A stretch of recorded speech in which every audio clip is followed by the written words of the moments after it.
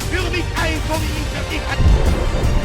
One small step for man. Hasta la victoria siempre. The greatest nation on earth. Власних ілюзій. 国泰民安. Pues resulta que he pasado unos días bastante entretenidos por París, sus grandes avenidas, sus calles, sus cafés, cabarets. Tampoco he pisado ni un cabaret, no te voy a mentir. Espectáculos de todo tipo, el barrio latino y sus librerías con libros a 1 euro y a 50 céntimos, lo habéis oído bien. Todo esto hace que París sin duda sea uno de los lugares más visitados del mundo, una de las ciudades más cosmopolitas del mundo y una ciudad en la que es casi imposible aburrirse. Te aburres si vas en coche porque te lita el tráfico de París, ¿eh? No avanza esto, ¿eh? No. No avanza y no avanza. Yo creo que te estaríamos mejor en cualquier otro sitio antes que aquí. Dicho todo esto, hay que dejar claro que París no siempre lució como en la actualidad. Como cualquier ciudad del mundo, París ha sufrido grandes y profundas transformaciones que han creado sus grandes avenidas, sus grandes plazas, dándole ese toque monumental, grandioso que le caracteriza. Pero hay un cambio, una revolución urbana concretamente, que cambió París por completo.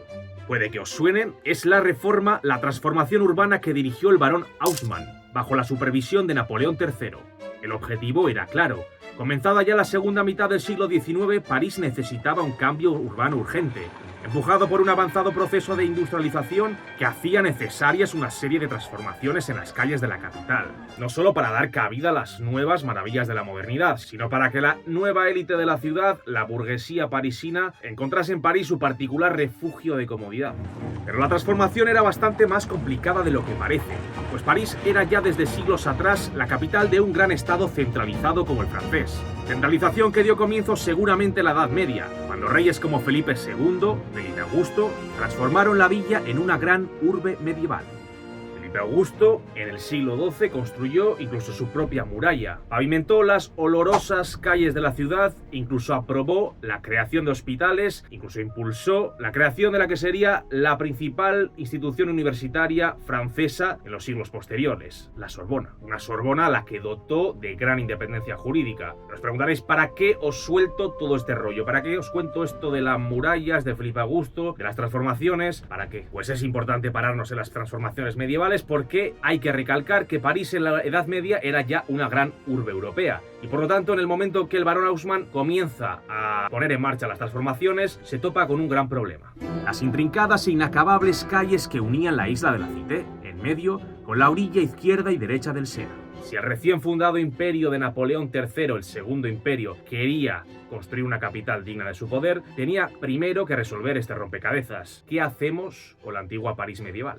Y es que continuaba estando allí. Tan majestuosa y admirada siglos atrás, parece que estorbaba a los ingenieros y arquitectos modernos. Y créeme cuando digo que era admirada. París fue durante gran parte de la Baja Edad Media una de las capitales del mundo, y había acumulado durante siglos cientos de monumentos, rincones y tesoros urbanísticos sin parangón en Europa.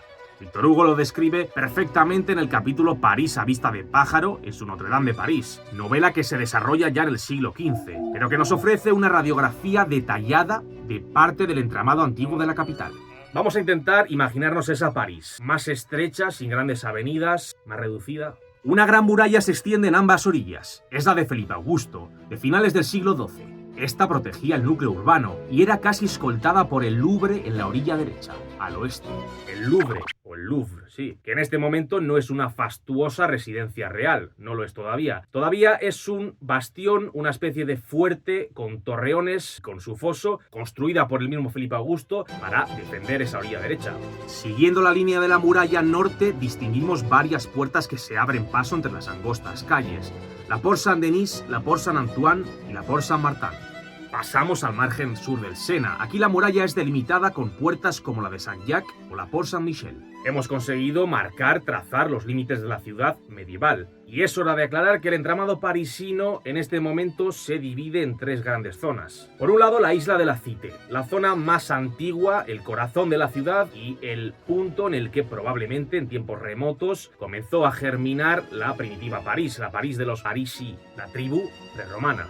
En la orilla derecha, la Ville, la zona comercial, la de más actividad económica. Y por último, el margen izquierdo, la Université, la parte más religiosa y donde florecen las primeras universidades e instituciones académicas. Vamos a imaginar que paseamos por esta ciudad hace 8 siglos. Empezamos a andar desde la isla de la Cité, desde el corazón de París. En el extremo occidental de la isla nos topamos con el Palacio de la Cité, una enorme fortaleza-palacio rodeada por torres redondeadas, que sirvió de sede real por algunos siglos. Entre sus grandes torres destacan la Tour Bonbec, la Torre de Plata e incluso la Torre del Reloj, un poco posterior. El aspecto del complejo palacial debió ser realmente impresionante, y aún más si le añadimos la joya de la corona que albergaba en su interior. Una enorme capilla gótica construida por Luis IX para custodiar una de las mayores reliquias de la cristiandad, la corona de espinas. Esta capilla es ni más ni menos que la Santa Capilla, la Sainte-Chapelle, un auténtico monumento, obra cumbre del gótico, de una elegancia, de una finura que no se había visto hasta entonces, y que costó 25.000 libras, que era una auténtica barbaridad para ese momento, pero que en cambio es una cantidad 4 veces inferior a lo que costó la corona de espinas, 125.000 libras. No es poco dinero el que gastó Luis IX, Luis el Santo, y de este dispendio se acordarían, os lo aseguro, sus sucesores. Dejamos atrás la impresionante Sainte-Chapelle y en el centro oriental de la misma isla de la Cité se alza desde el siglo XII el edificio religioso más importante de Francia. Y hablo, claro, de Notre Dame de París. La catedral dominaba toda la ciudad con su altura y contaba delante con una gran explanada donde se celebraban todo tipo de actos públicos como juicios públicos o mercados. No vamos a detenernos de momento mucho en Notre Dame, seguimos con nuestro recorrido. Y al otro lado de la plaza tenemos el Palacio Episcopal. Allí vivía el obispo de París. Y al lado el Hôtel Dieu, hospital y hospicio antiguo, reformado por Luis IX, que acogía a enfermos, pobres o peregrinos. Cruzamos después uno de los puentes hacia el norte. Hay varios, 3 en concreto.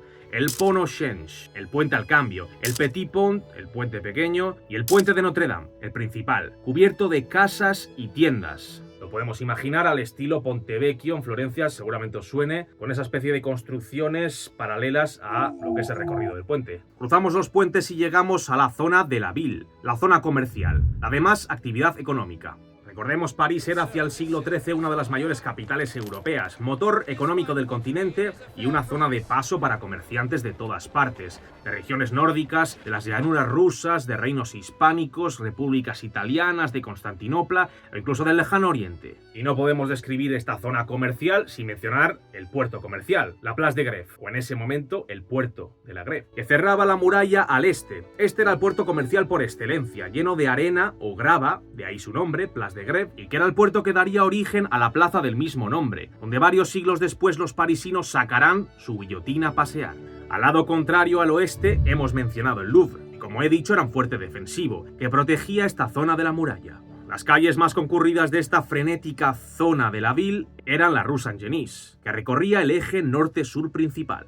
Encontrábamos aquí posadas, carnicerías, zapateros, panaderías y algún que otro prostíbulo probablemente. No era todo trabajar. Paralela a esta era la Rue Saint-Martin, llena de herreros, carpinteros o tintoreros, entre otros. Tenemos que imaginarnos estas calles plenas de gente, llenas de gente, en el bullicio matinal, con los carros pasando, los animales de carga, peregrinos intentándose abrir paso. Y si seguimos a uno de estos peregrinos, probablemente se dirija a Saint-Jacques de la Boucherie, una iglesia dedicada a los carniceros de la zona de paso de parte de uno de los recorridos que llevaban a Santiago de Compostela, Jacques en francés.